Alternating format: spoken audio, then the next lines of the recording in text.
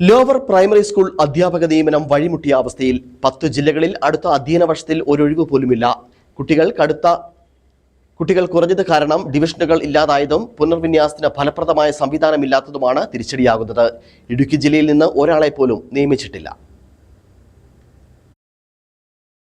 കഴിഞ്ഞ വർഷം മെയ് 31 നിലവിൽ വന്ന 6000 പേർ ഉൾപ്പെട്ട LP സ്കൂൾ റാങ്ക് പട്ടികയിൽ നിന്ന് 109 പേർക്ക് മാത്രമാണ് നിയമനം ലഭിച്ചത്. കോവിഡ് മഹാമാരി കാലത്ത് സർക്കാർ സ്കൂളുകളിലേക്ക് കുട്ടികൾ ധാരാളമായി എത്തിയെങ്കിൽ ഇപ്പോൾ അവസ്ഥ മാറി. ജനനനിരക്ക് വൻതോതിൽ കുറഞ്ഞു. ഫലമോ ലോവർ പ്രൈമറി സ്കൂളുകളിൽ പുതുതായി കുട്ടികൾ എത്തുന്നില്ല. അധ്യാപകരുടെ ജോലി സാധ്യതകളും വൻതോതിൽ കുറഞ്ഞു. അതേസമയം എയ്ഡഡ് സ്കൂളുകളിൽ പ്രശ്നമത്ര ഗുരുതരമല്ല.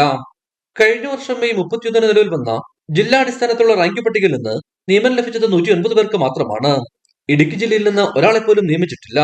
14 ജില്ലകളിലുമായി 6147 പേർ ഉൾപ്പെട്ട റാങ്ക് പട്ടികയിലെ ഉദ്യോഗാർത്ഥികളുടെ അവസ്ഥയാണിത്. കഴിഞ്ഞ ദിവസം പൊതുവിദ്യാഭ്യാസ ഡയറക്ടർ, സെക്രട്ടറി എന്നിവരെ നേരിൽ കണ്ട് ഇവർ സാഹചര്യങ്ങൾ ബോധ്യപ്പെടുത്തി. അനുഭാവപൂർവ്വം പരിഗണിക്കാമെന്ന ഉറപ്പിൽ മാത്രമാണ് ഇവരുടെ പ്രതീക്ഷ. ഇടുക്കി വിഷൻ, കുമളി.